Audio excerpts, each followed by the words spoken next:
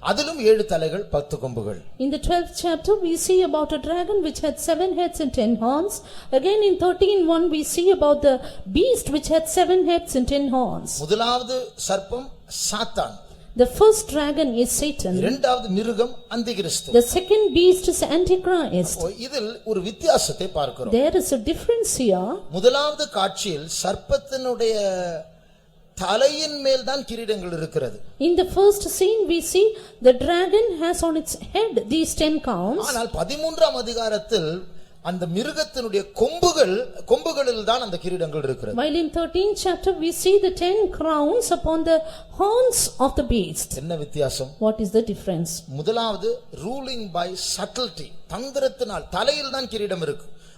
தந்திரத்தினால் ஆளுகை செய்வது. The first thing is ruling by subtlety, that is on head. அதுதான் இப்பொழுது சாத்தானுடைய கிரியை. That is the work of Satan today. ஆனால் அந்திகிறிஸ்து ஆட்சி செய்யும்போது, but when Antichrist reigns, அந்த கொம்புகளில் கிரீடம் இருக்கு, ruling by force. There will be crowns on the horns, that is ruling by force. அப்பொழுது சாத்தானும் அந்திகிறிஸ்தும் சேர்ந்து எல்லாரையும் பலவந்தப்படுத்தி ஃபோர்ஸ் பண்ணி எல்லாரையும் சாத்தானை வணங்கும்படியா செய்வான். Then Satan and Antichrist will join together and force everyone to worship him. அவனை வணங்காதவர்கள் கொலை செய்யப்படுவார்கள். And those who don't worship him will be slain. இந்த காலம், இந்த கடைசி காலம், சாத்தான் சபைக்கு விரோதமாய் கிரியை செய்கிற காலம், சாத்தான் தந்திரமாய் கிரியை செய்கிறதான நாட்கள். Therefore these are the last days when the Satan is at work against the church and he works with subtlety. தாழ்மையா இருந்தால் அந்த தந்திரங்களை பார்க்கலாம். If we are humble we can see the subtlety. சங்கீதக்காரன் சொல்லுகிறார், The psalmist says, 25ஆம் சங்கீதம் 9ஆம் வசனத்தை வாசி. Psalm 25 and verse 9. சாந்த குணமுள்ளவர்களை நியாயத்திலே நடத்தி சாந்த குணமுள்ளவர்களுக்கு தமது வழியை போதிக்கிறார். The meek will he guide in judgment, and the meek will he teach his way. அப்போ சாந்த குணமுள்ளவர்களாக இருந்தார் கர்த்தர் அவருடைய வழியை போதிப்பார், திசை கெட்டு போக மாட்டோம், வஞ்சிக்கப்பட மாட்டோம். If we are meek, the Lord will teach us his way and we will not err from our paths. ஆகையால் அதற்காக தான் அது இப்பொழுது நாம் ஸ்தோத்திரம் பண்ணினோம். That is why for this we praised God just now. தன்னை நிற்கிறவென்று சிந்திக்கிறவன் எச்சரை விடாதபடிக்கு எச்சரிக்கையா இருக்க கடவன். He that thinketh he standeth, beware lest he fall. இந்த இஸ்ரவேல் ஜனங்களுடைய பிரயாணத்திலிருந்து நாம் படிக்கிற இரண்டாவது ஒரு பாடம் உண்டு. There is a second lesson that we learn from the journey of Israelites. உபாகமம் 7ஆம் அதிகாரம், Deuteronomy chapter 7. 2ஆம் வசனத்திலிருந்து 7ஆம் வசனம் வரை தமிழில் மாத்திரம் வாசியுங்கள். From 2 to 7 let us read in Tamil. ஆண்டவர் அந்த 7ஆம் அதிகாரம் 1ஆம் வசனத்தில் அந்த 7 ஜாதிகளை பற்றி சொல்லுகிறார். In the first verse the Lord says about the 7 nations. இஸ்ரவேல் ஜனங்களே, இந்த 7 ஜாதிகளில் ஒவ்வொரு ஜாதியும் உங்களை விட பலத்த ஜாதிகள்.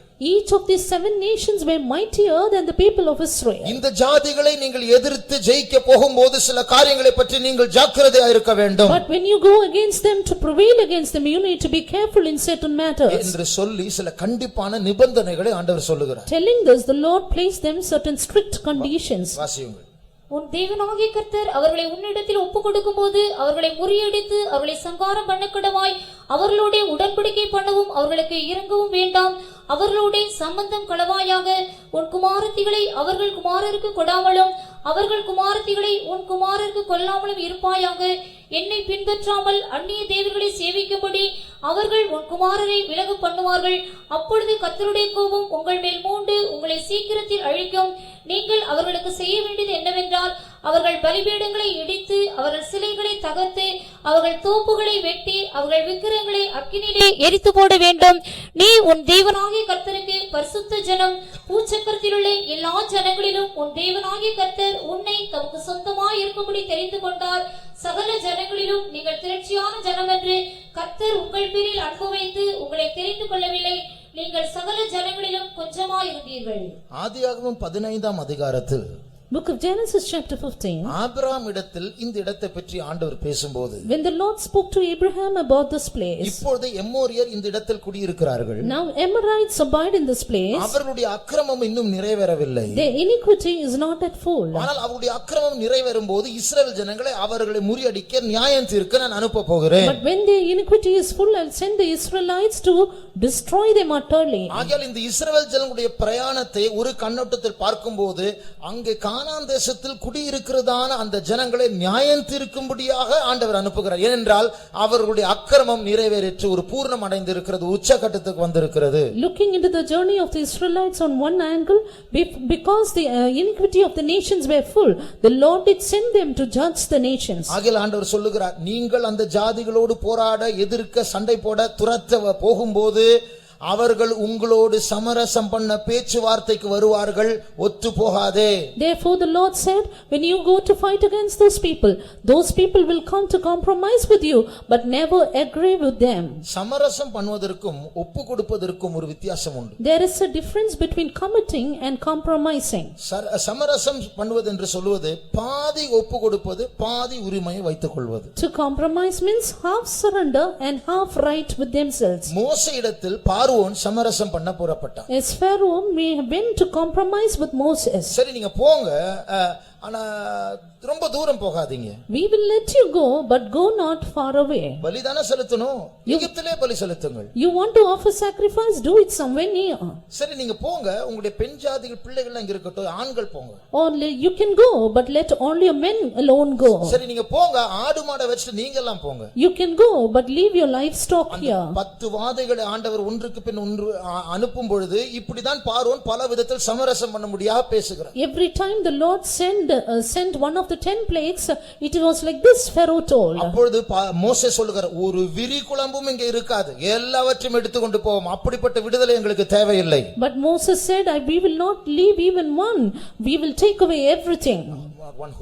One hoof and we will take everything. அப்போ அதுபோலதான் இந்த 7 ஜாதிகளும் இஸ்ரவேல் ஜனங்கள் இவர்களை முறியடிக்க துரத்த போகும்போது அவர்கள் சமரசம் பண்ண பேச வருவார்கள். It was like this, when the people of Israel went to drive out the nations, they would come to compromise with the people. அப்போ சமரசம் பண்ணும்போது யுத்தத்தை தவிர்க்கலாம். But when they compromise, they can avoid war.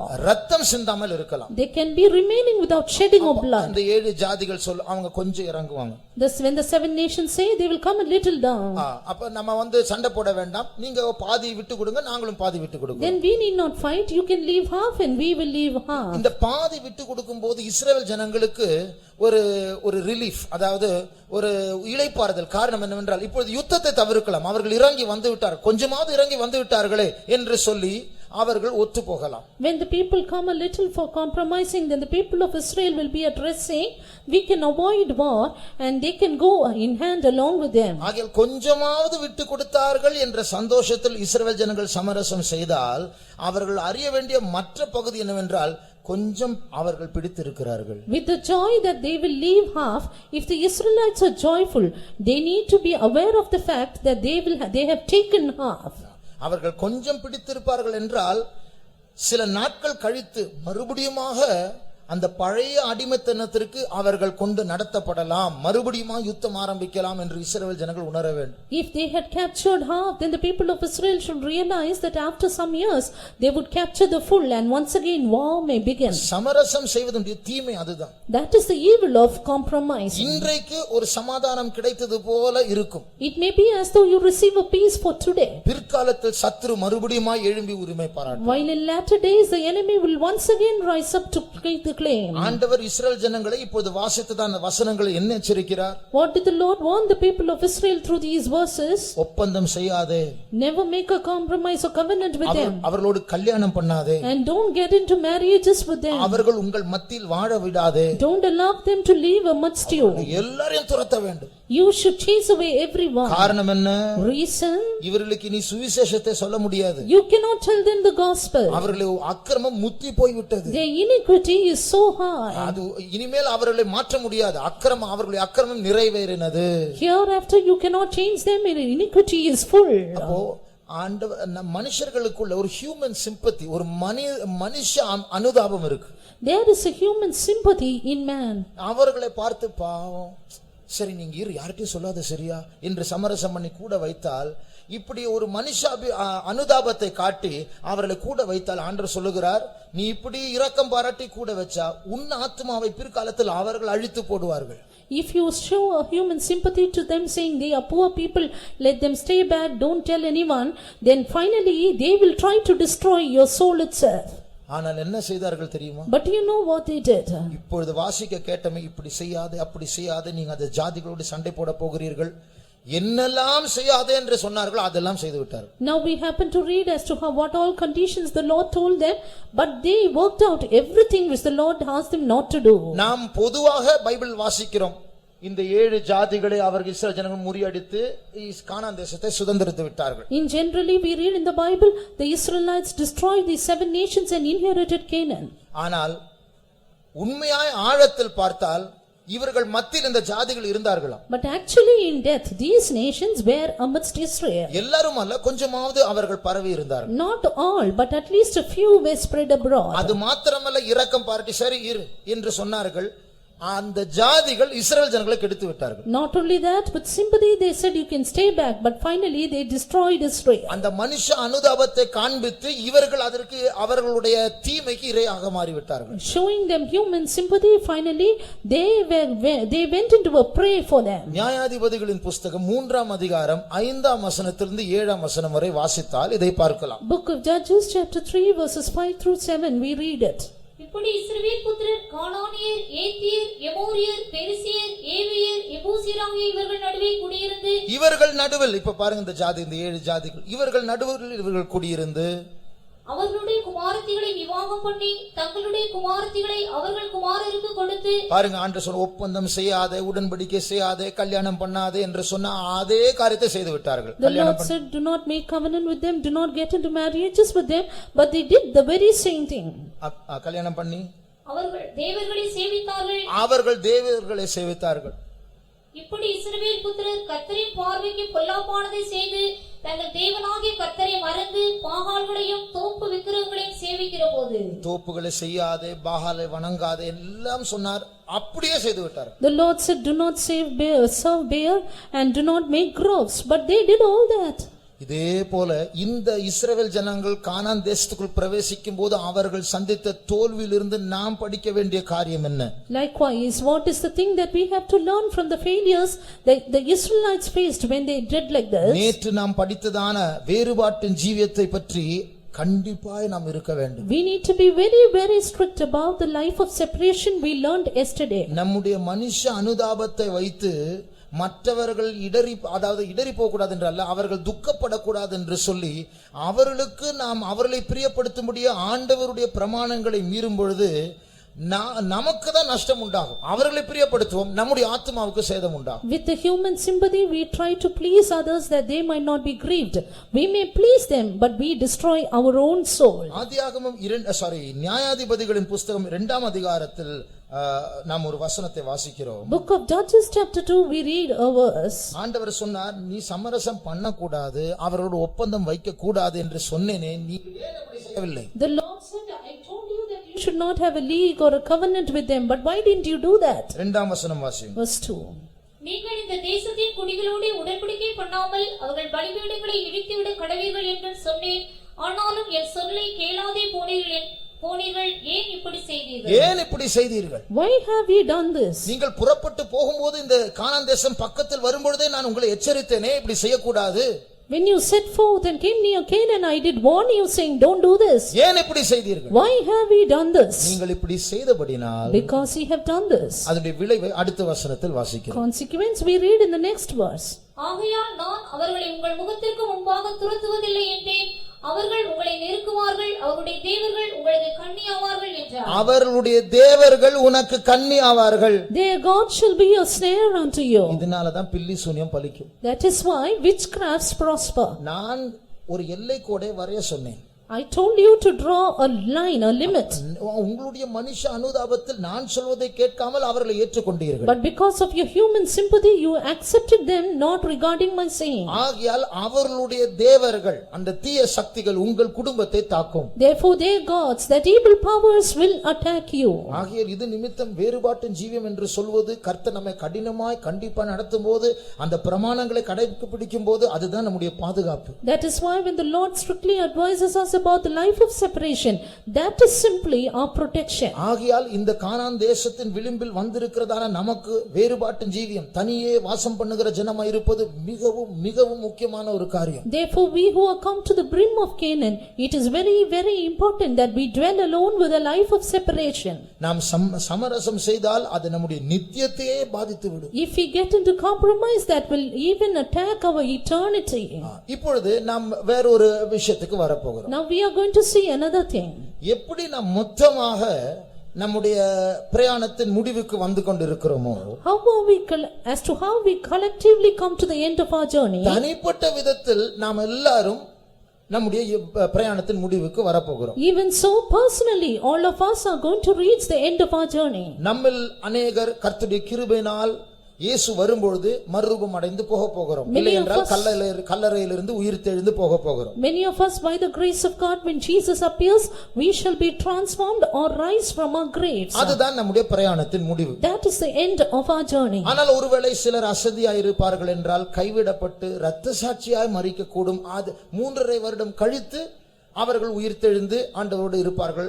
அவர்கள் இடையில் மரிப்பார்கள் இரத்த சாட்சிகளா. அதுதான் அவருடைய பிரயாணத்தின் முடிவு. Maybe because some are slack, they may die as martyrs, and at the end of 3.5 years of tribulation, they would rise up again, and that is the end of their journey. அது மாத்திரமல்ல, Not only that, சிலர் கைவிடப்பட்டு இரத்த சாட்சியா மரிக்க பலன் இல்லாமல் சாத்தானுக்கு தங்களுடைய ஆத்துமாக்களை ஒப்பு கொடுத்து அந்தி கிறிஸ்துவின் முத்திரை எடுப்பார்கள். some being left behind, they will have no power or strength to die as martyrs, but yield their souls unto Antichrist or take the mark of the beast. அவர்களில் அநேகரும் இந்த 7 வருஷத்தில் மரிப்பார்கள். And many of them will die in these 7 years. பைபிளில் நேரம் இல்லை, ஆனால் வசனம் உண்டு. கிட்டத்தட்ட 300 கோடி மக்கள் சாக போகிறார்கள் 7 வருஷத்திற்குள்ளாக. There's no time, but there is a verse in the Bible, within 7 years 300 crores will die. 10 பேர் ட்ரெயின் ஆக்சிடென்ட்டில் மரித்தால் பேப்பரில் வரும். When 10 die in a train accident, it comes in the newspaper. 300 கோடி பேர் செத்தா அது வாசிக்கிறதுக்கு யார் இருப்பாங்க? If 300 crore die, who will be there to read the newspaper? குறிப்பாக இந்தியாவில் கோடிக்கணக்கான மக்கள் சாக போகிறார் என்று பைபிளில் அத்தாட்சி உண்டு. And especially we have the evidences in the Bible that many crores are going to die in India. சைனாவிலிருந்து நமக்கு தாக்குதல் வரப்போகிறது என்று பைபிளில் உண்டு. The Bible says we will have attacks from China. இது உபத்திரவ காலத்தில் நடக்க போகிற காரியம். This is happening during tribulation period. ரசாயன குண்டுகளினால் தாக்கப்படுவோம். அநேக கோடிக்கணக்கான இந்தியர்கள் மரிக்க போகிறார்கள். We will be attacked by chemical bombs and many crores will die in India. ஆகையால் அநேக கோடிக்கணக்கான மக்களுடைய பிரயாணத்தின் முடிவுக்கு வந்திருக்கிறோம். Therefore we are come to the end of the journey of crores of people. அப்படி என்றால் தனிப்பட்ட விதத்தில் இயேசுவின் வருகைக்கு முன்பாக நாம் மரிக்க வேண்டும் என்றால், இல்லை என்றால் இயேசுவின் வருகையின் போது நாம் எடுத்துக்கொள்ளப்பட வேண்டும் என்றால், நாம் நம்முடைய முடிவுக்கு நாம் ஆயத்தப்பட வேண்டும். If it be so in a personal way, if we should die in Christ before the coming of the Lord, or if we should be transformed at the coming of the Lord, we should come to the end of our journey. இதுவரைக்கும் மொத்தமாக நம்முடைய ஓட்டத்தை ஓடும்போது நாம் எப்படி ஆயத்தப்பட வேண்டும், எப்படி சத்துருவை சந்திக்க வேண்டும், நம்முடைய சுபாவம் எப்படி மாற வேண்டும், இதெல்லாம் படித்துக் கொண்டிருந்தோம். Hitherto we were learning as to how our character should change and how we should collectively face the enemy when the enemy comes against us. ஆனால் இப்பொழுது நாம் படிக்க போகிறது தனிப்பட்ட விதத்தில் சத்துருவை எப்படி சந்திக்க வேண்டும், இல்லை என்றால் நம்முடைய மரணத்தை எப்படி சந்திக்க வேண்டும். But now the personal manner as to how we have to face the enemy or face death. அப்போ நாம் எல்லாரும் தனிப்பட்ட விதத்தில் நம்முடைய மோட்ச பயணத்தினுடைய முடிவுக்கு வந்திருக்கிறோம். We all in a personal manner have come to the end of the journey of our life. அப்போ நம்ம எல்லாருடைய முடிவு சமீபமா இருக்கு. The end of all of us is nigh. எத்தனை பேர் உங்களுடைய மரணத்தை பற்றி சிந்தித்திருக்கிறீர்கள்? How many of you have thought about your death? எத்தனை பேர் உங்களுடைய மரணத்தை பற்றி ஜெபித்திருக்கிறீர்கள்? How many of you have prayed regarding your death? அதாவது வாழ்க்கையில் சலித்து போய் நான் சீக்கிரம் சாகணும் ஆண்டவரே அப்படி நம்ம மற்றவங்ககிட்ட சொல்வோம், நம்ம சொல்வோம். அதை பற்றி கேட்கவில்லை. Not asking about the things that we say when we get fed up in our lives. நாம எல்லாருக்கும் ஒரு முடிவு வரப்போகுது. But all of us are going to have an end. ஒரு நாள் இந்த பூமிக்கு நாம் டாடா சொல்லி போக வேண்டும். One day we have to say bye, bid bye to the world and go away. அந்த முடிவுக்கு ஆயத்தப்படுகிறோமா? And are we getting getting ready for that day? அந்த முடிவுக்காக ஜெபித்தோமா? Did we pray for that end? அப்ப அது எவ்வளவு முக்கியமான காரியம். How important it is. நாம் அறிய வேண்டிய ஒரு முக்கியமான காரியம். One thing we have to know. தேவன் நம்முடைய வாழ்க்கையை பற்றி எப்படி ஒரு திட்டம் வைத்திருக்கிறாரோ நம்முடைய முடிவை பற்றியும் ஒரு திட்டம் வைத்திருக்கிறார். As to how the Lord has a plan regarding our lives, he has a plan regarding our death also. ஒரு டி-ஷர்ட்டில் இப்படி எழுத கண்டேன். I saw writing in a t-shirt. Everybody wants to go to heaven but nobody wants to die. எல்லாருக்கும் பரலோகம் போக வேண்டும் ஆனா யாருக்கும் மரிக்க விருப்பம் இல்லை. Everybody wants to go to heaven but no one wants to die. மரிக்காம எப்படி பரலோகம் போறது? Without dying how can you go to heaven? அப்ப பாருங்க நமக்கு பரலோகம் போகணும் ஆனா சாவு இங்க தான் இருக்கணும். We want to go to heaven but we don't want to die. பரிசுத்த பவுலை பாருங்கள் சாவு எனக்கு ஆதாயம் என்று சொல்லுகிறார். Look at Saint Paul, he says to die is gain. நாம் எல்லாரும் முடிஞ்ச வரைக்கும் இங்க இருக்க பார்க்கிறோம், முடியாத பட்சத்தில் அங்க போலாம், அப்படிதான் நம்முடைய mind. We all think maximum possible we can be here, if we cannot then we can go up. அப்போ இப்படிப்பட்ட தவறான அபிப்பிராயங்களை மாற்றி நம்முடைய மரணத்திற்காக நாம் ஆயத்தப்பட வேண்டும். Let us remove such wrong opinions and get ready for our death. சில சபைகளை ஏதாவது நமக்கு சில சாவு பாட்டு இருக்கு இல்லையா? We have certain songs for death.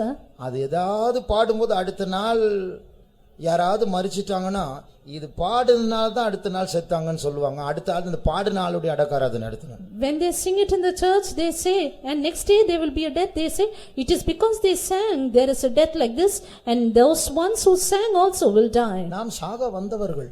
We are come to die. சாவை சந்திக்கும்படியாக பிறந்தவர்கள். We are born to face death. John Wesley அவர்கள் சொன்னார். John Wesley said, our people die well. நம்முடைய ஜனங்கள் நன்றாய் மரிக்கிறார்கள். Our people die well. அப்போ நாம் நன்றாய் மரிக்க நாம் ஆயத்தப்பட வேண்டும். Therefore we should get ready to die well. மரணத்தை பற்றி 3 காரியங்கள் நம்முடைய நினைவில் வைக்க வேண்டும். Let us keep 3 things in our mind about our death. 3 குறிப்புகளை உங்களுக்கு முன்பாக வைக்க விரும்புகிறேன். I want to place 3 important points about that. ஆகையால் நாம் முடிவுக்கு வந்திருக்கிறோம். We are come to our end. இந்த பிரயாணத்தின் முடிவுக்கு வந்திருக்கிற நமக்கு மனதில் வைக்க வேண்டிய 3 காரியங்கள். 3 important points we have to keep in our mind, we who are come to the end of our journey. முதல் குறிப்பு, the first point, தேவன் விரும்பாத விதத்தில் நம்முடைய ஜீவியத்தை நேசிக்க கூடாது. We should not love our lives in a way which God doesn't desire. தேவனுக்கு பிரியமில்லாத விதத்தில் நம்முடைய வாழ்க்கையை நேசிக்க கூடாது. We should not love our living in a way which displeases God. அது அர்த்தம் என்ன? What does it mean? நாம் நம்முடைய வாழ்க்கையை ஒரு அளவில் நேசிக்க வேண்டும். We should love our lives to some extent. ஆனா ஒரு அளவில் நேசிக்க கூடாது. But to some extent we should not love it. பைபிளில் நேசிக்க வேண்டும் என்றும் சொல்லப்பட்டிருக்கிறது, நேசிக்க கூடாது என்றும் சொல்லப்பட்டிருக்கு நம்முடைய வாழ்க்கை பற்றி. In the Bible about our lives it is said we have to love and we should not love. மத்தேயு 22ஆம் அதிகாரம் 39ஆம் வசனத்தில், Matthew 22 and verse 39, 10 கற்பனைகளை இயேசு சுருக்கி சொல்லுகிறார். Jesus summarized the 10 commandments. நீ உன்னை நேசிக்கிறது போல உன் பிறனை நீ நேசிக்க வேண்டும். Thou shalt love thy neighbor as thyself. அதோட அர்த்தம் அங்கே தேவனே நம்மை நேசிப்பதற்கு பர்மிஷன் அனுமதி கொடுக்கிறார். It means God himself gives us the permission to love ourselves. உன்னை நேசிக்கிறது போல உன் பிறனை நேசி. Love thy neighbor even as thou lovest thyself. அது மாத்திரமல்ல, Not only that, எபேசியர் 5ஆம் அதிகாரம் 29ஆம் வசனம் வாசிக்கும்போது, reading Ephesians 5:29, வாசியுங்கள். 5:29, தன் சொந்த மாம்சத்தை பகைத்தவன் ஒருவனும் இல்லையே, கர்த்தர் சபையை போஷித்து காப்பாற்றுகிறது போல ஒவ்வொருவனும் தன் மாம்சத்தை போஷித்து காப்பாற்றுகிறான். தன் சொந்த மாம்சத்தை பகைத்தவன் ஒருவனும் இல்லையே. There is no man who has ever hated his own flesh. அப்ப இந்த வசனம் சொல்லுகிறது நம்மை நாமே நேசிக்கலாம். Therefore this verse also said we can love ourselves. அதனால தான பரிசுத்த பவுல் சொல்லுகிறார், மற்றவர்களுக்கு நான் பிரசங்கிக்கிறேன், நான் ஆகாதவனாய் போக கூடாது. தன்னை நேசிக்கிறபடினால் அதை சொல்லுகிறார். ஆகையால் ஒரு அளவுக்கு நம்மேல் அன்பு இருக்க வேண்டும். It is because Saint Paul loved himself that he said, I who preach unto others should not become cast away. Therefore we should love ourselves to some extent. அதே நேரத்தில் At the same time, அளவுக்கு மிஞ்சி நம்மை நேசிக்க கூடாது. we should not love ourselves beyond the limit. ஆண்டவரே சொல்லுகிறார், The Lord himself said, தன் ஜீவனை நேசிக்கிறவன் அதை இழப்பான். He that loveth his life shall lose it. அப்போ சில வசனங்கள் நமக்கு அனுமதி கொடுக்கிறது நம்ம நேசிப்பதற்கு, சில வசனங்கள் நேசிக்காதே என்று சொல்லுகிறது. Some verses permit us to love ourselves while some verses do not. பரிசுத்த பவுல் சொல்லுகிறார், நான் என் பிராணனை அருமையாய் எண்ணேன். Saint Paul says, I count not my life dear unto myself. அப்போ அளவுக்கு மிஞ்சி நம்முடைய ஜீவனை நேசிக்க சென்றால், Therefore, if you are going to love our lives more than the limit, நம்மை தற்காக்க ஒரு ஆண்டவர் நம்மை மரணத்தின் பாதையில் நடத்தும் போது, ஆபத்துகளுக்குள் நடத்தும் போது நம்மை தற்காக்கக்கூடிய தவறான முடிவுகளை எடுத்து விடுவோம். then when the Lord leads us through the path of death and danger, we will take a wrong solution to protect ourselves. மத்தேயு 16:25 வசனத்தை வாசிக்கும் போது, Matthew's Gospel, chapter 16 and verse 25. தன் ஜீவனை ரட்சிக்க விரும்புகிறவன் அதை இழந்து போவான், என் நிமித்தமாக தன் ஜீவனை இழந்து போகிறவன் அதை கண்டடைவான். அப்போ நமக்கு நம்முடைய ஜீவன் மேல் அதிக ஆசை இருக்கும் என்றால், If you are going to love ourselves more, தேவன் நம்மை சில ஆபத்துகளுக்குள் கால் வைக்க சொல்லும் போது அதை ரட்சிக்க முயற்சி செய்து மரித்து விடுவோம். when the Lord asked us to step into certain dangers, we will try to save ourselves, finally die. இப்பொழுது வாசித்த இந்த வசனத்தை சுருக்கமாக நாம் வேறு விதத்தில் சொன்னால், In a short way, if I want to say this verse in another manner, சில ஆபத்துகளில் பாதுகாப்பு உண்டு, சில பாதுகாப்பில் ஆபத்து உண்டு. இதுதான் இந்த வசனத்தினுடைய சுருக்கம். the nutshell of this verse is that there are protection in some dangers, while there are dangers in some protections. அப்போ தேவன் நம்மை சில ஆபத்துகளுக்குள் நடத்தும் போது அளவுக்கு மிஞ்சி நம்மை நாமே நேசித்தால் அந்த ஆபத்துக்குள் கால் வைக்க நாம் யோசிப்போம். When the Lord leads us through certain dangers, if we are going to love ourselves beyond limit, then we will try to save ourselves. உதாரணமாக, For example, இந்த இஸ்ரவேல் ஜனங்கள் அவருடைய பிரயாணத்தில் these people of Israel in their journey, அவர்கள் செங்கடலை கடந்து சில நாட்கள் கழித்து காதேஸ் பார்னியா என்கிற ஒரு இடத்திற்கு வந்தார்கள். having crossed the Red Sea, they came to a place called Kadesh Barnea. இங்கிருந்து கானான் தேசம் ரொம்ப கிட்ட, இதுதான் கானான். And Canaan, the land was very nigh to them. அப்ப காதேசுக்கு வந்திருக்கிறார். They came to Kadesh. அப்போ அங்கிருந்து தான் வேவு பார்க்க முடிய 12 பேர்கள் அனுப்புகிறார். It is from there he sent 12 men to spy the land. இந்த இடத்திலிருந்து மோசே அவர்களை அனுப்பி அந்த இடத்தை வேவு பார்த்து இவர்கள் திரும்பி வருகிறார்கள். Moses sent them from this place to spy the land, and they returned to the land. அப்பொழுது 10 பேர் துர்ச்செய்தியை கொண்டு வந்தார்கள். 10 people brought the evil report. ஐயோ, அங்க பெரிய ராட்சதர்கள் இருக்கிறார்கள், நம்மால அங்க ஜெயிக்க முடியாது, அவர்கள் முன்பாக நாம் வெட்டுக்கிளிகளை போல இருக்கிறோம் என்று அவர்கள் சொன்னார்கள். They said, great giants are there, we cannot conquer, and we are like grasshoppers before them. தேவ சித்தம் என்ன? What is the will of God? அவர்கள் அங்க போக வேண்டும், அந்த ராட்சதர்களை சந்திக்க வேண்டும், அவர்களை ஜெயிக்க வேண்டும். They have to go to Canaan, meet the giants and prevail over them. ஆனா இந்த இஸ்ரவேல் ஜனங்களும் இந்த 10 பேர் வேவு பார்த்து வந்த 10 பேரும் அவருடைய பிராணனை அருமையாய் எண்ணினபடினால் அவர்கள் பயந்து தயங்குகிறார்கள். But the people of Israel and the 10 spies, because they counted their lives dear unto themselves, they feared entering into Canaan. அப்பொழுது ஆண்டவர் சொன்னார், நீங்கள் இப்படி செய்தது நிமித்தம் நீங்கள் யாரும் கானானுக்குள் போக முடியாது. It is then the Lord said unto them, because ye have done this, none of you will enter into Canaan. பிழைக்கும்படியாக போக மாட்டேன் என்று சொன்னவர்கள் மரித்து போய்விட்டார்கள். அவர்கள் தான் அந்த முதல் 6 லட்சம் பேர். Those who said, I will not go in order to leave, they all died. Those were the first 6 lakhs. Bible சொல்லுகிறது, இந்த 6 லட்சம் பேர் இந்த வனாந்தரத்தில் ரூட் மாறி மறுபடியும் அந்த இடத்திலிருந்து திரும்பி வந்து அலைந்து கொஞ்சம் கொஞ்சமாக அந்த 40 வருட காலத்தில் மரித்து போனார்கள். ஆனால் இந்த துர்ச்செய்தியை கொண்டு வந்தவர்கள் அன்றைக்கே மரித்தார்கள். The Bible says that those who brought the evil report, they died on the same day, while those who do not believe the Lord, they went through a different route. They wandered and finally died in these 40 years. ஆகையால் நம்மை நாமே ஒரு அளவுக்கு நேசிக்க வேண்டும். Therefore we have to love ourselves to some extent, நாம் ஆகாதவர்களாய் போறக்கூடாது. that we should not be a castaway. ஆனால் அதற்கு மிஞ்சி நம்மை நேசித்தால் தவறான முடிவுகளை பிழைக்கும்படியாய் செய்து அங்குதான் நம்முடைய ஆத்மாவை இழந்து விடுவோம். But if we are going to love ourselves beyond that, we will come to a wrong conclusion to save ourselves, and there we will die. இதுதான் நாம் படிக்கிற முதலாவது பாடம். This is the first lesson we learn. அளவுக்கு மிஞ்சி நம்மை நேசிக்க கூடாது. Do not love yourself more than a limit. நம்முடைய பிரயாணத்தின் முடிவுக்கு வந்திருக்கிறோம். அளவுக்கு மிஞ்சி நம்மை நேசித்தால் இந்த பிரயாணத்தின் முடிவில் திசை கெட்டு போய்விடும். We have come to the end of our journey. If we love ourselves beyond limit, then we will lose our inheritance. நாம் படிக்கிறதான இரண்டாவது பாடம், The second lesson that we learn, நம்முடைய மரணத்தை பற்றி நமக்கு ஒரு வெளிப்பாடு கிடைக்க வேண்டும். we need to have a revelation about our death. அதாவது, ஆண்டவரே, நான் மரிக்க போகிறேன், என்னுடைய பிரயாணத்தின் முடிவுக்கு நான் வருகிறேன். Lord, I am coming to the end of my journey. என் முடிவை பற்றி எனக்கு வெளிப்பாடை தாரும் என்று நாம் ஜெபிக்க வேண்டும். We have to pray, give me a revelation about my end.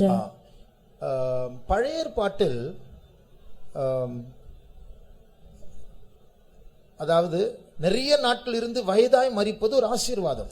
In the Old Testament we see living for long days and dying is a blessing. இன்னார் தீர்காயுசுள்ளவனாய் மரித்தான் என்று நாம் வாசிக்கிறோம். We read this person died being full of age.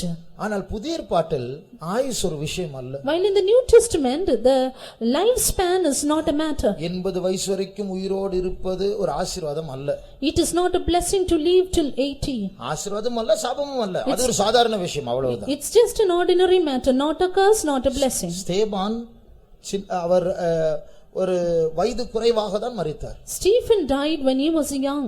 இயேசுவும் 33 வயதில் மரித்தார். Even Jesus died when he was 33 and a half. அதுபோல நமக்கு நியமிக்கப்பட்ட ஒரு மரணம் உண்டு, அதற்குள் நாம் பிரவேசிக்க வேண்டும். Likewise we have an appointed death and we need to enter into that. யோவான் 21ஆம் அதிகாரம் 19ஆம் வசனத்தை வாசிக்கும்போது, Turning to John the Gospel chapter 21 and verse 19. அங்கே பேதுருவுடைய மரணத்தை பற்றி நாம் வாசிக்கிறோம். We see about the death of Peter. வாசியும். இந்த விதமான மரணத்தினாலே அவன் தேவனை மகிமைப்படுத்த போகிறான் என்பதை குறிக்கும்படியாக இப்படி சொன்னார்.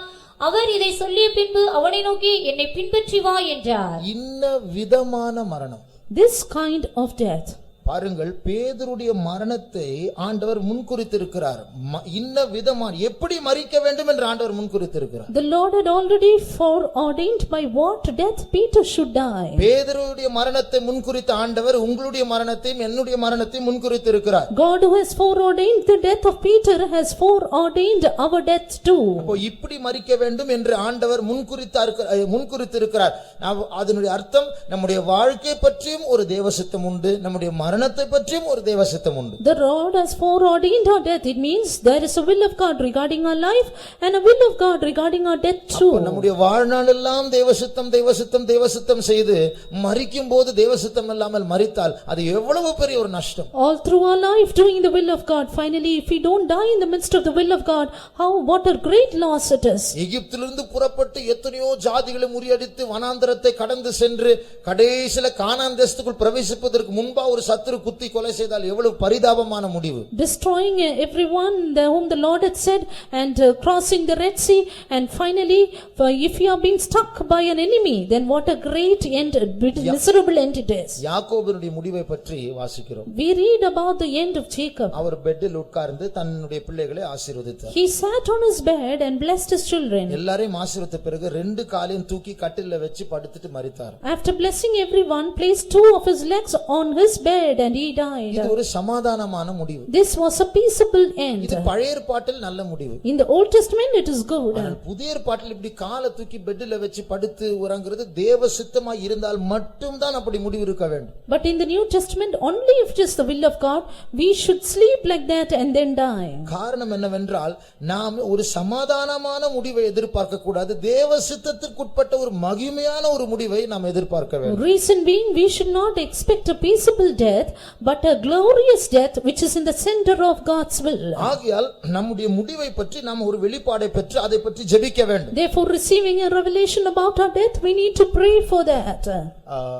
என்னுடைய சிறிய வயதில் In my little age, ஒரு இரத்த சாட்சியை போல் மரிக்கிறதை பற்றிய சில சொப்பனங்களை நான் கண்டிருக்கிறேன். I have seen dreams that I die like a martyr. ஒருவேளை அது தேவனுடைய சித்தமா இருக்கும் என்றால், If at all, if it is the will of God, நான் சாதாரணமா மரிக்க கூடாது. I should not die in an ordinary N manner. கழுத்து வெட்டப்பட்டு நான் மரிக்க வேண்டும் என்று தேவனுடைய சித்தமா இருக்கும் என்றால் அப்படிதான் மரிக்க வேண்டும், அதுதான் தேவமாகியம். If it is the will of God that my neck should be cut and I should die only like that, that is the glory of God. அந்த மரணத்தை சந்திக்க நான் ஜெபித்து ஆயத்தப்பட, இதுதான் இரண்டாவது குறிப்பு. And I should pray and get ready to face that death. This is the second point.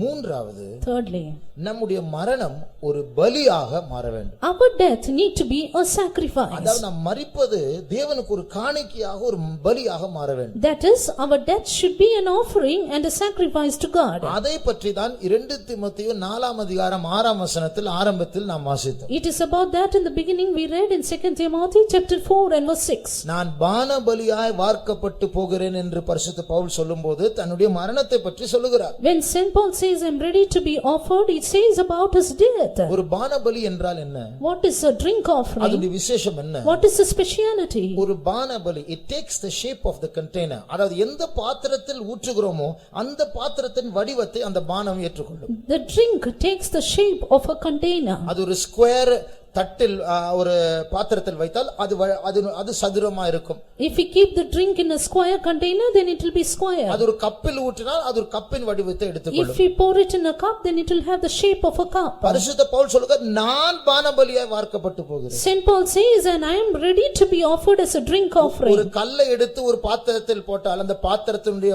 வடிவத்தினால் இந்த கல் மாற்றப்படாது. If you put a stone into the cup, the stone will not change its shape. அந்த கல்லாகவே இருக்கும். The stone will be the stone itself. பரிசுத்த பவுல் நான் பானபலியாய் வார்க்கப்பட்டு போகிறேன் என்று சொன்னால் என்ன அர்த்தம்? But when Saint Paul says, I am ready to be offered as a drink offering, what does it mean? No terms, no conditions, எந்த நிபந்தனையும் இல்லை. தேவ சித்தம் மாத்திரம் என்னுடைய வாழ்க்கையில் நான் எப்படி சாக வேண்டும் என்று அவர் விரும்புகிறாரோ அப்படி சாக நான் ஒப்பு கொடுக்கிறேன். No terms, no conditions. In whatever way the Lord desires that I should die, I yield myself to die accordingly. அப்ப பரிசுத்த பவுல் தன்னுடைய வாழ்க்கையை ஒரு பலியாக ஒரு காணிக்கையாக இங்கே ஒப்பு கொடுக்கிறார். Saint Paul here offered his life as an offering. நான் சாக போகிறேன். I am going to die. எனக்கென்று வைக்க ஒன்றும் இல்லை. I have nothing for myself. என் ஆவி, ஆத்மா, சரீரம், என் மனது, என் சித்தம், என் திட்டங்கள், என்னுடைய எதிர்பார்ப்புகள் எல்லாவற்றையும் பலிபீடத்தில் வைத்து அவர் சித்தம் மாத்திரம் நடந்தால் போதும் என்று என்னை ஒப்பு கொடுக்கிறேன். அதுதான் பானபலி.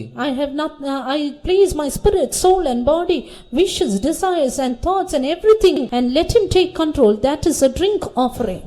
இயேசுவுடைய மரணத்தை பார்க்கும்போது, looking into the death of Jesus, யோவான் 19 அதிகாரம் 30 வசனத்தை வாசிக்கும்போது, John the Gospel chapter 19 and verse 30, இயேசு காடியை வாங்கின பின்பு முடிந்தது என்று சொல்லி தலையை சாய்த்து ஆவியை ஒப்புக்கொடுத்தார்.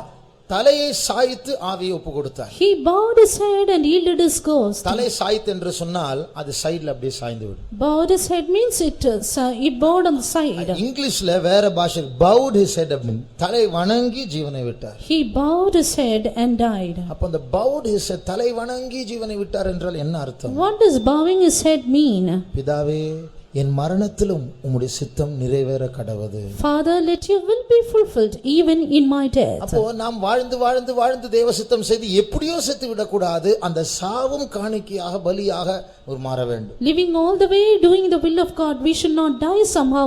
Even our death should be as an offering, a drink offering to the Lord. அதுதான் தேவனுக்கு மகிமை. That is glory unto the Lord. யோவான் 12 அதிகாரம் 23 24 வசனங்களை வாசிக்கும்போது, John the Gospel chapter 12 verses 23 and 24. அப்பொழுது இயேசு அவர்களை நோக்கி, மனுஷகுமாரன் மகிமைப்படும்படியான வேளை வந்தது. மனுஷகுமாரன் மகிமைப்படும்படியாக வேளை வந்தது.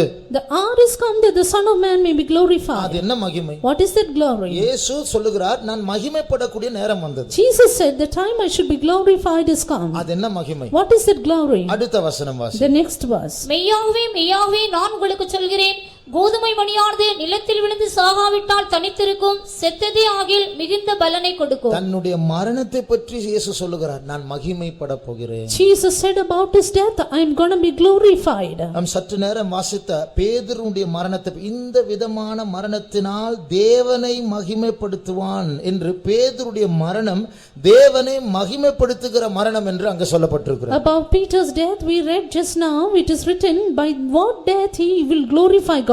Therefore by Peter's death God was glorified. நம்ம எல்லாருக்கும் தெரியும், பேதுரு மரிக்கும்போது தலைகீழாக சிலுவையில் அறையப்பட்டார். All of us know that Peter was crucified upside down and he died. அது அவரே விரும்பி வாங்கின சாவு. That he himself desired and earned the curse. இதே பேதுரு சில வருடங்களுக்கு முன்பாக சாவை பயந்து ஓடி போய் பொய் சொன்னவர், கிறிஸ்துவை மறுதலித்தவர். This same Peter was the man who lied and cursed Christ and denied him, running away from death. ஆனால் இப்பொழுது அவரே மனப்பூர்வமாக அதிகாரிகளிடத்தில் சென்று, நான் தான் பேதுரு, என்னை எடுத்துக்கொள்ளுங்க என்று சொல்லி அவரை சிலுவையில் அறையும் போது, என் இரட்சகரை போல அறையப்படுவதற்கு எனக்கு தகுதி இல்லை, அந்த சிலுவையை மாற்றி போடுங்கள் என்று தலைகீழாக போட்டு அவரை கொன்று போட்டார். And when he himself went to the rulers and the officers and said, I am Peter, I am not worthy to be crucified like my Savior, therefore crucify me upside down, and he died. ஆகையால் நம்முடைய ஜீவியத்தை பற்றி நமக்கு ஒரு வெளிப்பாடு வேண்டும், நம்முடைய மரணத்தை பற்றி ஒரு வெளிப்பாடு வேண்டும்.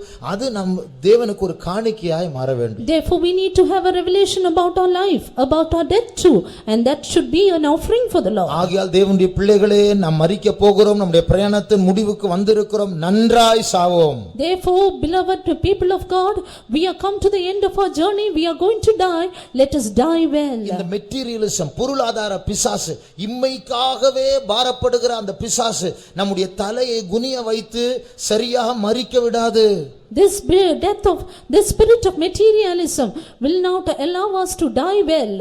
அது பிழைப்பை தேட நம்மை தூண்டி விட்டு தவறான ஒரு திசையில் நம்மை நடத்தும். Because it will urge us to seek after the affairs of this life and lead us to a wrong conclusion. நமக்கே தெரியும், இன்றைக்கு கோடிக்கணக்கான கிறிஸ்தவர்கள் இயேசுவை மறுதலித்து அந்தி கிறிஸ்துவை பயத்தினால் ஏற்றுக்கொண்டு தேவனை விட்டு முத்திரை எடுத்து தேவருக்கு சத்துருக்களாய் மாறப் போகிறார். Today we ourselves know that crowds of Christians are going to deny Christ and take the mark of the beast and become an enemy to God. நான் ஒரு காரியத்தை சொல்லுகிறேன். I want to tell you one thing. அது விருப்பம் இல்லாமல் சொல்லுகிறேன்.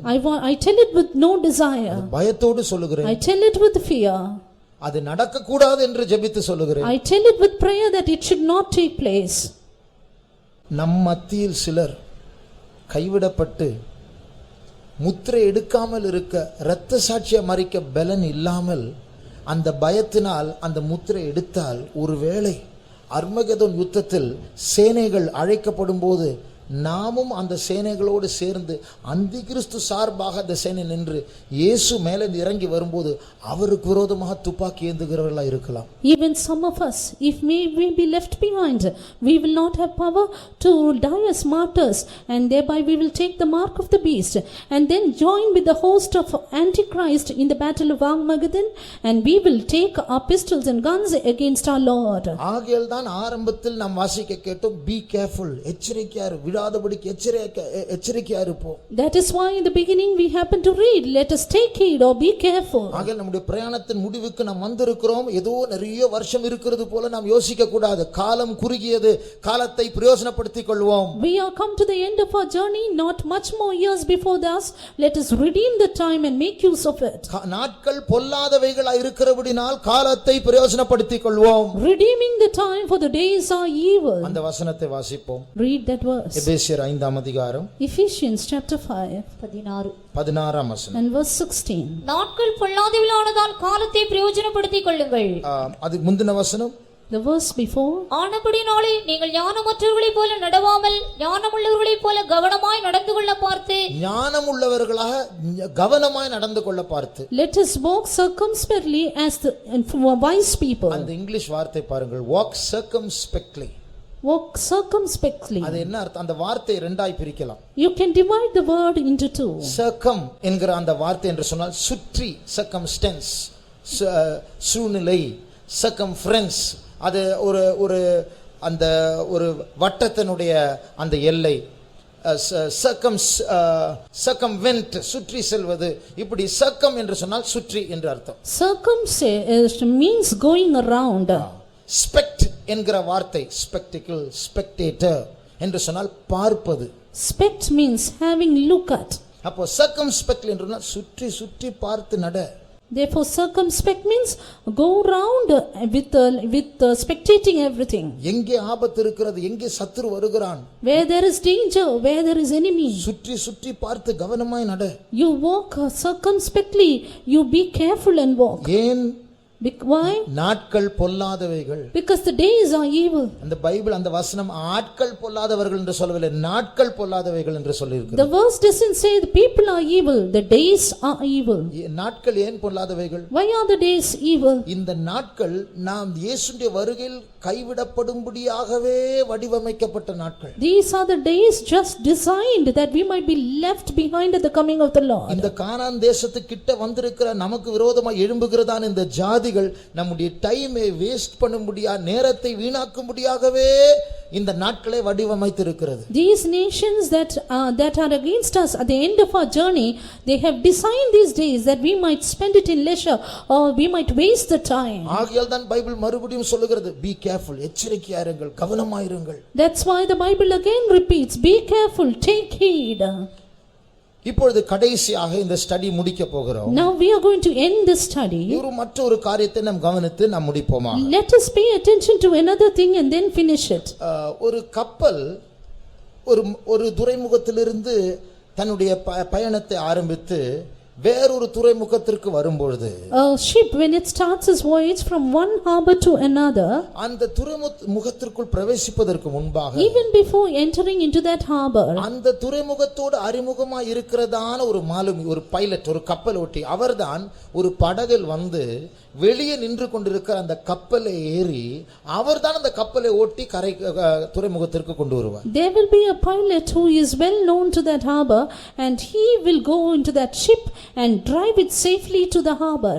ஆரம்ப கரையிலிருந்து வெளியே கொண்டு வந்த கேப்டன் வேற, அந்த பைலட் வேற, இப்போது கரைக்குள் கொண்டு போகிற பைலட் வேற. The pilot who brought the ship from the beginning is different and the pilot who takes the ship into the harbor is different. காரணம் என்னவென்றால், Reason being, இந்த கரையில் இருக்கிற பழகின ஒரு கப்பல் மாலுமி தான், ஒரு பைலட் தான் அதை ஓட்ட வேண்டும். it is this pilot who is habituated to drive it in this part should drive it. அவர் உள்ளே கொண்டு வருகிற அந்த கப்பலை கொண்டு வருகிற கேட் எவ்வளவு அகலம் உள்ளது, how wide is that gate of the harbor, அந்த தண்ணீர் எவ்வளவு ஆழம் உள்ளது, how deep is that water, எங்கே பாறைகள் இருக்கிறது, and where rocks are, இதெல்லாம் இந்த கப்பல் ஓட்டி இந்த பைலட்டுக்கு தான் தெரியும். it is only this pilot of this harbor knows it. அப்ப அதே போல Likewise, நம்முடைய பிரயாணத்தின் முடிவை பார்க்கும் பொழுது, when we look into the end of our journey, இந்த இஸ்ரவேல் ஜனங்களை நடத்தினதான எகிப்திலிருந்து நடத்தினது மோசே.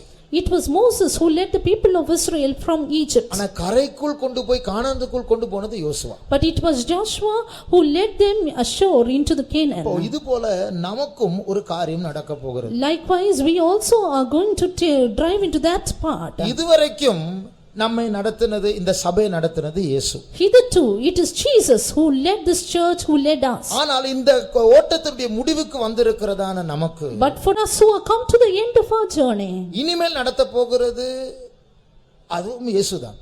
it is that same Jesus who is going to lead us hereafter. ஆனால் ஒரு புதிய விதத்தில் நம்மை நடத்த போகிறார். But he is going to lead us in a new way. அது ஒரு விசேஷித்த தெய்வீக சந்திப்பா இருக்க போகிறது. That will be a special divine visitation. இந்த யோசுவா இயேசுவுக்கு நிழலாட்டமா இருக்கிறார். Joshua is a shadow of Jesus. உண்மையை சொல்லப்போனால் எபிரேய பாஷையில் யோசுவா என்கிற வார்த்தைக்கும் இயேசு என்கிற வார்த்தைக்கும் ஒரே வார்த்தை தான். In fact, in Hebrew language, the word Joshua and the word Jesus is of the same word. எபிரேயர் 4ஆம் அதிகாரம் 8ஆம் வசனத்தை வாசிப்போம். Read Hebrews 4:8. தமிழில் வாசியுங்கள். யோசுவா அவர்களை இளைப்பாறுதலுக்குட்படுத்தி இருந்தால், யோசுவா அவர்களை இளைப்பாறுதலுக்கு உட்படுத்தி இருந்தார். ஆங்கிலத்தில் வாசியுங்கள். For if Jesus had given them rest. Jesus போட்டிருக்கு அதே வசனம். The same verse is Jesus in English. ஏன் தெரியுமா?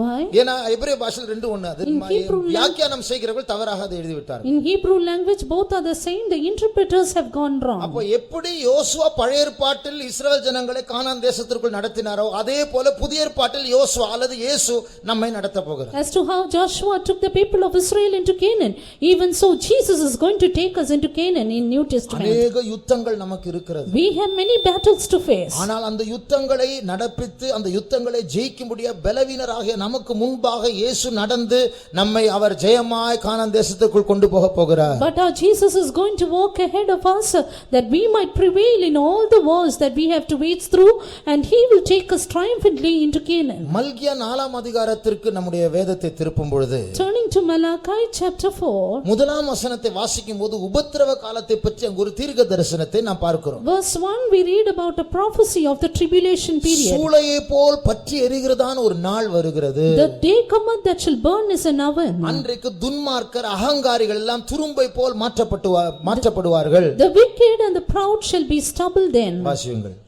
இதோ சூளையைப் போல எரிகிற நாள் வரும், அப்பொழுது அகங்காரிகள் யாவரும் அக்கிரமம் செய்கிற யாவரும் துரும்பாயிருப்பார்கள். வரப்போகிற அந்த நாள் அவர்களை சுட்டெரிக்கும். இதுதான் உபத்திரவ காலம். This is tribulation period. அநேக துன்மார்க்கர் பெருமை ஆட்காரர் அக்கிரமக்காரர் சுட்டெரிக்கப்பட போகிற நாள். The day when the proud and those that do wickedly shall be burned. ஆனால் அதற்கு முன்பாக, But before that, இந்த இருண்ட காலம் வருவதற்கு முன்பாக, even before the dark time can come in, காரிருள் பூமியையும் ஜனங்களை மூடிக்கொண்டிருக்கிற இந்த கடைசி நாட்களில், in these last days when gross darkness have covered the people, மாம்சமான யாவர் மேலும் என் ஆவியை ஊற்றுவேன் என்று ஆண்டவர் சொன்னாரே. the Lord said, I will pour my spirit upon all flesh. ஒரு கப்பல் புதிய பைலட் கப்பலை துறைமுகத்திற்குள் நடத்துகிறது போல, As a new pilot takes the ship into the harbor, நம் மத்தியில் நீதியின் சூரியனாக இயேசு உதிக்க போகிறார். Jesus is going to appear into our midst as a son of righteousness. அந்த வசனத்தை வாசிங்க. Read that verse. ஆனாலும் என் நாமத்துக்கு பயந்திருக்கிற உங்கள் மேல் நீதியின் சூரியன் உதிக்கும், அதன் செட்டைகளின் கீழ் ஆரோக்கியம் இருக்கும்.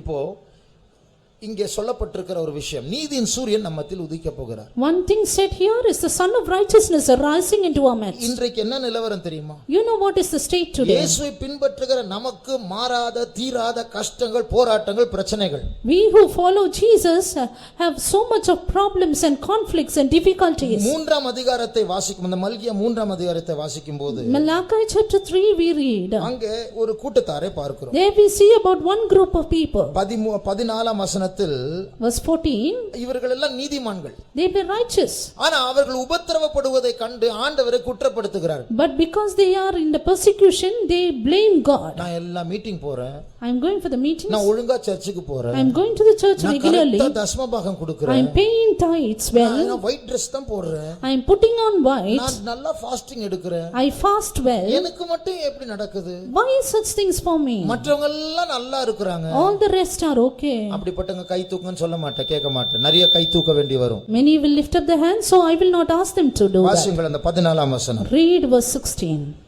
தேவனை சேவிப்பது விருதா, அவருடைய கட்டளைகளை கைக்கொள்கிறதுனாலும் சேனைகளின் கர்த்தருக்கு முன்பாக துக்கித்து நடக்கிறதுனாலும் என்ன பிரயோஜனம்? என்ன பிரயோஜனம்? இப்படி நிறுத்தினா கூட பரவாயில்ல. They did not stop with this. அவங்க என்ன சொல்றாங்க? அவங்க பாருங்க, ரோட்ல போற வந்து இந்து அவங்க எல்லாம் எவ்வளவு நல்லா இருக்கிறாங்க, நாங்க இயேசுவை பின்பற்றி எங்களுக்கு என்ன கிடைச்சது, அவங்க எல்லாம் எவ்வளவு அது எக்ஸ்ட்ரா ஃபிட்டிங் வேற. They have extra fitting saying, see the other people who do not know Christ, they are well and happy. அடுத்த வசனம் வாசிங்க. The next verse. இப்போதும் அகங்காரிகளை பாக்கியவான்கள் என்கிறோமே, தீமை செய்கிறவர்கள் திடப்படுகிறார்கள். பாருங்க, நம்ம சொல்ற மாதிரி தான் அவங்கயும் சொல்றாங்க. They also say like as we say. அகங்காரிகள், தீமை செய்றவங்க அவங்க எல்லாம் நல்லா இருக்கிறாங்க. The proud, the wicked, they are all well. நான் ஃபாஸ்டிங் எடுக்கிறேன், ஜெபிக்கிறேன், எனக்கு தான் இந்த கஷ்டம் எல்லாம். I fast, I pray, I have this difficulty. ஏன் தான் ஆண்டவர் இப்படி பண்றாரோ? Why did the Lord do so to me? இப்படி ஆவிக்குரிய மண்டலத்தில் ஒரு குரூப் பேசிக் கொண்டிருக்கும்போது, When one group is speaking like this in the spiritual realm, வேற ஒரு குரூப் இருக்காங்க, there is another group. அவர்களுக்கும் கஷ்டம் தான். They also have difficulty. ஆனா வாயை திறந்து இந்த குரூப் மாதிரி பேச மாட்டாங்க. But they will not open their mouth and speak like this. ஐயோ, அப்படி சொல்ல கூடாது. கர்த்தர் ஒரு நல்லதுக்கு தான் இதை செய்கிறார். They say, don't tell like this because the Lord is working for good. அவர்கள் யார்? Who are they? அடுத்த வசனத்தை வாசி. The next verse. அப்பொழுது கர்த்தருக்கு பயந்தவர்கள் ஒருவரோடு ஒருவர் பேசிக்கொள்வார்கள், கர்த்தர் கவனித்து கேட்பார். கர்த்தருக்கு பயந்தவர்களுக்காகவும் அவருடைய நாமத்தை தியானிக்கிறவர்களுக்காகவும் ஞாபக புஸ்தகம் ஒன்று அவருக்கு முன்பாக எழுதப்பட்டிருந்தது. கர்த்தர் இந்த இரண்டாவது குரூப், பயந்து தூஷணம் பேசாமல், ஆண்டவரை குற்றப்படுத்தாமல், அவங்க நல்லா இருக்காங்க நான் நல்லா இல்லை என்று சொல்லி முறுமுறுக்காமல், தேவனுக்கு பயந்து நல்ல வார்த்தைகளை பேசுகிறார்களே, அந்த வார்த்தைகளை புக்கில் ஆண்டவர் எழுதி வைக்கிறார். The second group who feared God and they spoke, they did not speak blasphemy. The Lord writes their name into the book of remembrance. அந்த புக்கினுடைய பேர் என்ன? What is the name of that book? ஞாபக புஸ்தகம். The book of remembrance. அந்த புக்கினுடைய பேரிலிருந்து நமக்கு ஒரு அர்த்தம் புரியணும். From that name itself we understand one அந்த thing. கர்த்தருக்கு பயப்படுகிறவர்களை பார்த்து ஆண்டவர் என்ன சொல்லுகிறார்? What does the Lord say unto them, those who fear the Lord? நான் இப்போ பதில் சொல்ல மாட்டேன், I will not give the answer நீ இப்போ now. கஷ்டப்படணும், You have to face the difficulty. நான் உங்களை விடுதலை ஆக்க மாட்டேன். I will not deliver you. அந்த அழுகையின் பாதையில் போய் தான் ஆக You வேண்டும். have to go through the path of tears. ஆனால் அந்த டைமில் நீ ஸ்தோத்திரம் ஸ்தோத்திரம் என்று சொல்லுகிறாயே, பயந்து சில நல்ல வார்த்தைகளை இதெல்லாம் நான் நோட் பண்ணி வைக்கிறேன். But during that time you say praise the Lord and you fear and say certain things. The Lord will write that in the book of remembrance. அது ஞாபக புஸ்தகத்தில் எழுதுவேன். I will write it in the book of ஒரு remembrance. நாள் வரும், அன்றைக்கு என் நினைவில் இந்த காரியம் வரும். One day it will come when I will remember these things. இவர்கள் யார்? Who are they? கர்த்தருக்கு பயந்தவர்கள். Those who fear the Lord. இப்பொழுது சில நாட்கள் கழித்து இந்த பயந்தவர்கள் பேசின வார்த்தைகள் கர்த்தருடைய ஞாபகத்தில் வரப்போகிறது. After some days the words of those who fear the Lord will come into God's remembrance. இப்பொழுது அநியாயமான பாதைகளின் ஊடாக அவர்கள் சென்று கொண்டிருக்கிறார்கள். Now they are led through the path of injustice. ஆனால் அவர் கர்த்தருக்கு ஞாபகம் வரும்போது என்ன செய்வார்? But when the Lord remembers them, what will he do? இப்பொழுது வாசிங்கள் 4 அதிகாரம் 2 வசனம். Now read 4 and verse 2. ஆனாலும் என் நாமத்துக்கு பயந்திருக்கிற உங்கள் மேல். யாருக்கு? யார் மேல்? என் நாமத்திற்கு பயந்திருக்கிற உங்கள் மேல். அதுதான் 3 அதிகாரத்தில் அந்த நல்ல கூட்டத்தார். And that ones who fear my name, they are the good group that we see in chapter 3. யார் உதிப்பார்? Who will rise? நீதியின் சூரியன். Son of righteousness. அர்த்தம் நீங்கள் பட்ட எல்லா அநியாயத்தை சரிகட்டும்படியாக நான் வரப்போகிறேன். It means for all your injustice you have endured, I will come to do it. உங்களை ஒடுக்கின ஜாதிகளுக்கு நீதியை சரிகட்டும்படியாக நான் வருகிறேன். I will come to pervert judgment unto those people who oppressed you. சியோனின் வழக்கு தீர போகிற காலம் வந்து கொண்டிருக்கிறது. Time is coming when the controversy of Zion is getting over. உங்களுக்கு விரோதமாக பிசாசு ஒரு case போட்டிருக்கிறான்.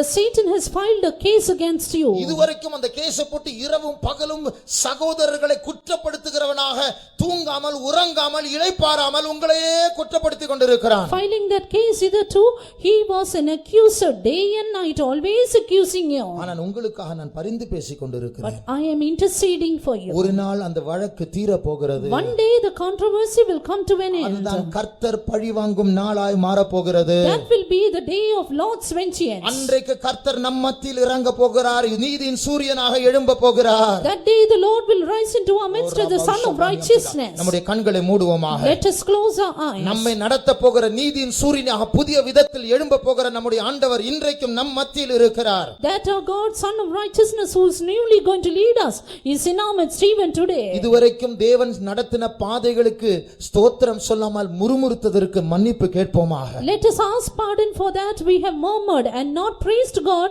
for all the paths he has led us through. அவர்கள் நன்றாயிருக்கிறார்கள், நான் மாத்திரம் தான் இப்படி கஷ்டப்படுகின்ற முறுமுறுத்ததற்கு மன்னிப்பு கேட்போமாக. For murmuring saying they are all well but I am suffering, let us all ask pardon. என்னை உடைத்து என்னை உருவாக்கி அவருடைய சுபாவத்தில் வளர வேண்டும் என்ற நல்ல நோக்கத்தோடு தானே அவர் நம்மை நடத்துகிறார். Did he not lead us with a good thought that he should break us and form us? அவருடைய பரிசுத்தத்தின் பங்காளிகளாய் நாம் மாறும்படியாக நல்ல எண்ணத்தோடு தானே நம்மை சிட்சிக்கிறார். Did he not punish us with a good intention that we should become good? அப்படி என்றால் ஏன் அந்த முறுமுறுப்பு? If it be so, why this murmuring? ஆண்டவரிடத்தில் மன்னிப்பு கேட்போமாக. Ask pardon to the Lord. தேவனுக்கு பயந்த அந்த கூட்டத்தாரோடு நாமும் சேருவோமாக. Let us join with the group who fear the Lord. தீமையை பேச வேண்டாம். Don't speak evil. எதிர்மறையான வார்த்தைகளை பேச வேண்டாம். Don't speak contradictory words. ஆண்டவரை கேள்வி கேட்க வேண்டாம். Don't ask questions to God. கர்த்தருக்கு பயந்தவர்களைப் போல நல்ல காரியங்களை ஆண்டவரை உயர்த்துகிற காரியங்களை பேசுவோமாக. Let us fear the Lord and exalt the Lord and speak good things. கர்த்தர் நல்லவர். The Lord is good. அவர் தீமையை செய்ய மாட்டார். He will not do evil. இந்த பாதை என்னை நடத்துகிற இந்த பாதையும் நன்மையாய் மாறப் போகிறது. This path he leads me will turn into good. இதை சொல்லுகிறவர்கள் கரங்களை உயர்த்துவோமாக. Those who say this, lift up your hand. என் இயேசு நல்லவர். My Jesus is எனக்கு good. அவர் தீமையை செய்ய மாட்டார். He will do no evil to me. யார் எப்படி இருக்கட்டும், However others may be. நான் ஒடுக்கப்பட்டாலும் Even if I am oppressed, எனக்காக பரலோகத்தில் ஒருவர் வழக்காடி கொண்டிருக்கிறார். there is one striving for me in heaven. சீக்கிரமா அந்த கேஸ் முடிய போகிறது. Very soon the case will come to an அதற்கு end. பிறகு ஞாபக புத்தகத்தில் வார்த்தைகளை எழுதினவர் எனக்காக இறங்க போகிறார். After that, he who wrote the works in the books of remembrance will come down for me. அன்றைக்கு அவருடைய செட்டைகளின் கீழ் ஆரோக்கியம் இருக்கும். On that day, we will be healing under his wings. கண்களை மூடி இந்த ஒரே வசனத்தை கவனித்து விட்டு நம்ம இந்த கூட்டத்தை இந்த பிரசங்கத்தை முடிக்க போகிறோம். Close your eyes, pay heed to this verse and close this sermon. கண்களை மூடி கவனியுங்கள். Close your eyes and listen. மல்கியா 4 அதிகாரம் 2 3 வசனங்களை வாசியுங்கள். Malachi 4, 2 and 3. மல்கியா 4 அதிகாரம் 2 3 வசனங்கள்.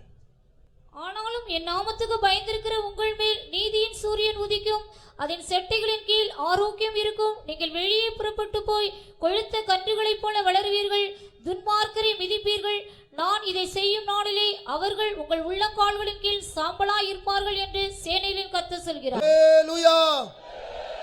இந்த அத்தனை ஜாதிகள் நம்மை கெடுக்கும்படியா நமக்கும் கானானுக்கும் இடையில் குறுக்கிடுகிற அந்த ஜாதிகளை நம்முடைய காலின் கீழ் கர்த்தர் கொண்டு வர போகிறார். The Lord is going to bring under the sole of our feet those nations which are trying to destroy us, not entering into Canaan. நான் இனி தூஷணம் பேச மாட்டேன். I will not speak blasphemy இனிமேல் hereafter. ஆண்டவரே நான் கேள்வி கேட்க I மாட்டேன். will not ask questions to God hereafter. என்னை நடத்துகிற அந்த யெஷுவா அந்த இயேசுவுக்கு நான் பயந்து இருப்பேன். I will fear the Yeshua, my Jesus who leads me. என் கஷ்டத்தின் மத்தியில் என் ஆண்டவரை உயர்த்துவேன் துதிப்பேன். In my difficulty I will lift up my God and praise him. என்று சொல்லுகிறவர்கள் மறுபடியும் கரங்களை உயர்த்துவோமாக. Those who say this once again, lift up your hand. நம் மத்தியில் தான் நீதியின் சூரியன் உதிக்க போகிறார். Son of righteousness will arise in our midst. நம் மத்தியில் அவர் சூரியனாய் உதித்து அவர் எல்லா அந்தகாரத்தை மாற்ற போகிறார். He will arise as sun and remove or dispel darkness. இருள் ஜனங்களையும் இருள் பூமியையும் காரிருள் ஜனங்களை மூட போகிறார். Darkness shall cover the earth and gross darkness the people.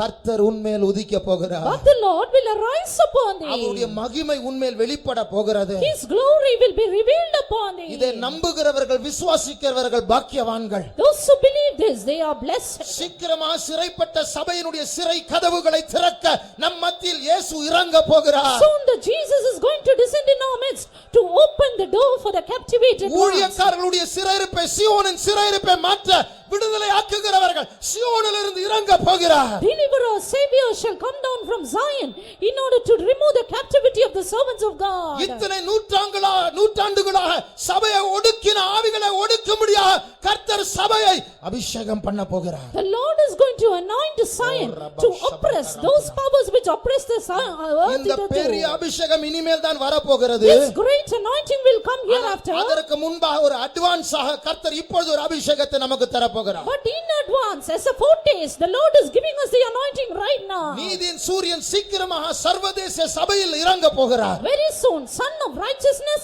will arise in the international அநேக congregation. ஜாதிகளை அவர் முறியடிக்க போகிறார். He will destroy many nations. சமாதானத்தின் தேவன் தாமே சாத்தானை உங்கள் காலின் கீழ் நசுக்குவாராக. And the God of peace shall bruise Satan under your feet shortly. நசுக்கி போட போகிறார் அவர்தான். அவர் நசுக்குவாராக. He is going to bruise it. May he do it. கால் நம்முடைய கால். But it is our feet. உங்கள் காலின் கீழ் அவர் நசுக்குவாராக. He will bruise it under your feet. கர்த்தருக்கு பயந்து இருக்கிறவர்கள் நம்முடைய கால்களை ஒப்புக்கொடுப்போமாக. Those who fear the Lord, give your feet. அந்த 7 தலை உள்ள அந்த சிவப்பான சர்ப்பம் பயங்கரமான காட்சி அளிக்கலாம். The red dragon may have a terrible scene with 7 heads. ஆனால் உங்களுக்குள் எனக்குள் நீதியின் சூரியனாகிய இயேசு கிறிஸ்து புதிய விதத்தில் உதிக்க போகிறார். But Jesus Christ, the Son of righteousness, is going to arise in you and me in a new way. அன்றைக்கு சத்துருவுக்கு ஐயோ. On that day, woe to the enemy. அன்றைக்கு இந்த ஜாதிகளை முறியடித்து நாம் கானான் தேசத்துக்குள் போக போகிறோம். That day will destroy the nations and enter into Canaan. அன்றைக்கு நம்முடைய கால்கள் யோர்தானின் மேல் வைக்கும்போது கரை புரண்டு ஓடுகிற நதி அப்படியே நின்றுவிடும். That day when we place our feet upon Jordan, overflowing banks will stop. நம்மை ஸ்திரப்படுத்துகிற அபிஷேகம் நம்மத்தில் அசைவாடி கொண்டிருக்கிறது. An anointing to establish us is moving. தள்ளாடுகிறவருடைய கால்களை பலப்படுத்துகிற அபிஷேகம். To strengthen the feeble knees. யோர்தான் நதியை காலை வாருகிற நதியினுடைய தண்ணீரை நிறுத்த வைக்கிற அபிஷேகம். And the anointing to make the water of the river to stop. சாத்தானின் தலையை நசுக்குகிற அபிஷேகம். Anointing to bruise the head of Satan. என்ன நடக்க போகிறது தெரியுமா? You know what is going to happen? சீக்கிரத்தில் சபைக்குள் சில போராட்டங்கள் வரப்போகிறது. Very soon there will be conflicts in the church. அந்த போராட்டத்தினுடைய அர்த்தம் என்ன? What is the meaning of that conflict? கர்த்தர் சாத்தானே நம் மத்தியில் கொண்டு வந்து விட்டார். God has brought Satan into our midst. அந்த போராட்டத்தின் அதிகாரி அவன் நம் மத்தியில் வந்து விட்டான். And that he is the ruler of the conflict is அதை come. கேட்கும்போது ஓடி போக கூடாது. Don't run away when you hear that. அவனை ஏறி மிதிக்க கூடிய ஒரு அபிஷேகம் நமக்கு இறங்க போகிறது. But an anointing to stamp him is descending. ரபௌஷனா ரத்தியன் சமரமங்கல பர்னாயா ஸ்தரிபோனா Erra சங்கல மர்ராந்தியங்கரா. அவன் உன் குதிங்காலை கடிப்பான். He shall bind your அந்த heel. குதிங்காலை நசுக்கும் போது சில வேதனைகள் வரும். When you bruise his heel under your heel, you will have pain. ஆனால் ஆண்டவர் ஏன் அந்த குதிங்காலை கடிக்க விடுகிறார்? But why does he bite the heel? என்னுடைய பிள்ளையே, My child, உன்னுடைய சத்துருவின் தலை உன்னுடைய காலின் பக்கத்தில் வந்து விட்டது. head of your enemy is near you. அவனோ உன் குதிங்காலை நசுக்குவான், நீயோ அவனுடைய தலையை நசுக்குவாய். He shall bruise your heel, but you will bruise his head. ரபா சந்திரா தியாங்கா சம்தா நீமா சம்துரா இரா சம்துடா.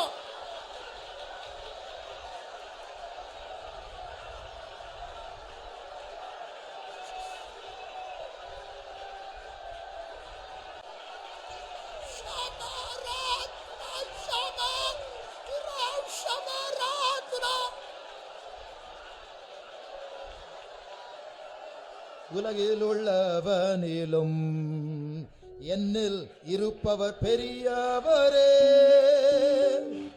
உலகில் உள்ளவனிலும் என்னில் இருப்பவர் பெரியவரே. உந்தன் வல்லமையால் ஜெயம் பெற்றிடுவே. உந்தன் வல்லமையால் ஜெயம்.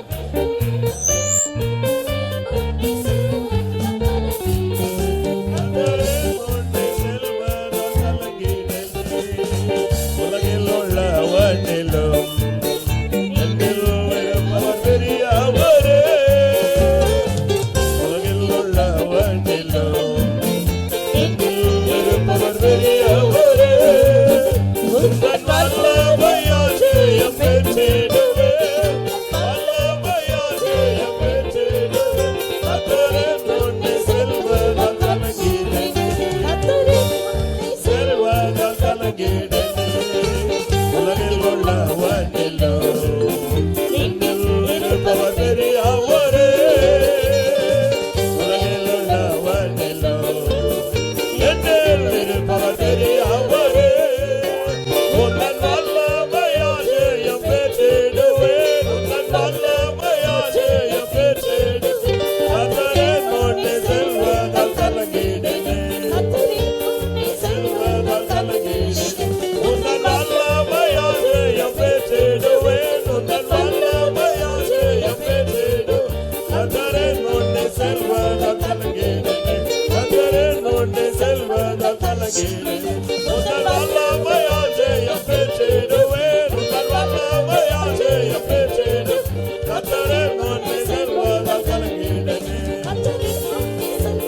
கலங்கினேன். உந்தன் வல்லமையால் ஜெயம் பெற்றிடுவேன். உந்தன் வல்லமையால் ஜெயம் பெற்றிடுவேன். கர்த்தரின் முன்னே செல்வதால் கலங்கினேன். செல்வதால் கலங்கினேன். உந்தன் வல்லமையால் ஜெயம் பெற்றிடுவேன். உந்தன் வல்லமையால்